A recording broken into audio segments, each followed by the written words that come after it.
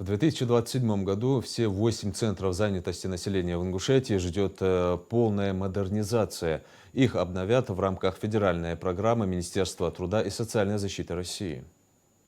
Проект направлен на повышение качества и доступности услуг службы занятости. Программа охватывает все регионы страны. В 2027 году наша республика присоединится к ней вместе с еще 12 субъектами. На сегодняшний день в Ингушетии зарегистрировано около 15 тысяч безработных. Зарегистрированная безработица составляет 5,6%. Общий объем 26%. Глава региона прокомментировал новость. Это будут современные площадки, где жители республики смогут быстро и удобно получать все необходимые услуги в сфере занятости, от регистрации и поиска работы до профессионального обучения и помощи в открытии собственного дела.